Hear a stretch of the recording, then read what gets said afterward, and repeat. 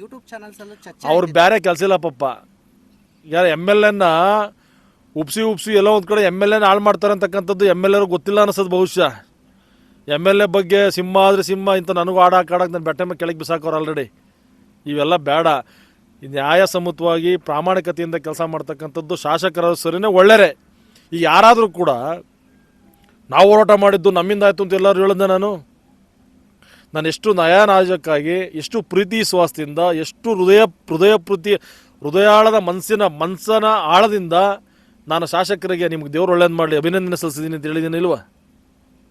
ನಾನು ಎಲ್ಲರೂ ನಾವು ಹೋರಾಟ ಮಾಡಿದ್ಕಾಯ್ತು, ನಾನು ಪ್ರಾಣ ಕಳ್ಕತ್ತಿನಿದ್ಕೆ ಋಷಭವತಿ ನಿಂತೋಯ್ತು ಅಂತ ಹೇಳಿದ್ನ.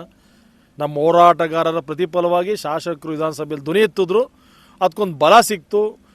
ಜಸ್ಟಿಸ್ ಗೋಪಾಲ್ ಗೌಡ್ರು, ಆಂಜನೇಯ ರೆಡ್ಡಿಯವರು, ಹಲವಾರು ಜನ ಮುಖಂಡರುಗಳು ಇತ್ತಿಗೆಲ್ಲ ಸಪೋರ್ಟ್ ಕೊಟ್ಟರು, ಒಳ್ಳೇದಾಯಿತು. ಅದನ್ನು ಇವರು ಏನೇನೋ ಕೆಲವು ಯೂಟ್ಯೂಬರ್ ಆಗ್ತಾರಲ್ಲ ಯಾರು ಮಗಡೆ ಮನಿಕಂತಾರೆ, ಅವರ ಕಾಮಿಡಿ ಪೀಸ್ಗಳು ಇಂಥವಕ್ಕೆಲ್ಲ ಐ ಡೋಂಟ್ ಕೇರ್. ಧರ್ಮಸ್ಥಳಕ್ಕೂ ಹೋಗ್ತೀನಿ, ಋಷಭಾವತಿ ನೀರು ನಿಂತರೆ ಯಾರು ಏನು ಅಂದ್ಕೊಂಡ್ರೂ ಪರವಾಗಿಲ್ಲ. ನಾನು ವೈಯಕ್ತಿಕವಾಗಿ ನಮ್ಮ ಮುಖಂಡರ ಪರವಾಗಿ ನಾನು ಶಾಸಕರಿಗೆ ಹಾರಾಗ್ತಕ್ಕಂಥ ಸತ್ಯ. ನಾನು ಋಷಭಾವತಿ ನೀರೇ ಇಂಪಾರ್ಟೆಂಟ್. ನನ್ನ ರಾಜಕೀಯ ಭವಿಷ್ಯ ಹಣೆ ಬರದಲ್ಲಿ ಬರೆದಿದ್ರೆ ಏನೈತೆ ಭಗವಂತ ಬರ್ದಂಗಾಗಲಿ, ನನ್ನ ತಾಲೂಕಿನ ಜನಗಳ ಹಿತ ಮುಖ್ಯ.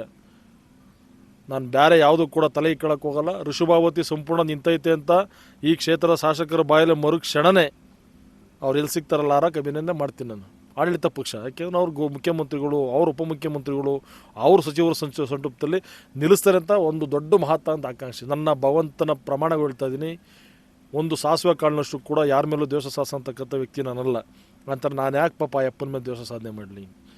ನಾನೊಬ್ಬ ವಿರೋಧ ಪಕ್ಷ ನಾಯಕರಾಗಿ ವಿರೋಧ ಮಾಡ್ತಾಯಿದ್ದೀನಿ ಬಿಟ್ಟರೆ ವೈಯಕ್ತಿಕವಾಗಿ ಯಾವುದೇ ಕಾರಣಕ್ಕೂ ಕೂಡ MLA ಮೇಲಾಗಲಿ, ಆಮೇಲೆ ಈ ಅಂಥ ಶಾಸಕರ ಮೇಲೆ ಯಾವುದೇ ಕಾರಣಕ್ಕೂ ಕೂಡ ವೈಯಕ್ತಿಕವಾಗಿ ನಾನು ಅವ್ರ ಮೇಲೆ ದ್ವೇಷ ಸಾಧಿಸ್ಲಿಕ್ಕೆ ಹೋಗಲ್ಲ. ಇನ್ನು ಅವ್ರ ಹಿಂಬಾಲಕರು, ಅವರು ಅಧಿಕಾರಿಗಳನ್ನ ಬಳಸ್ಕೊಂಡು ನನಗೇನೇನು ಮಾಡ್ತಾರೆ ಅಂತ ಗೊತ್ತು.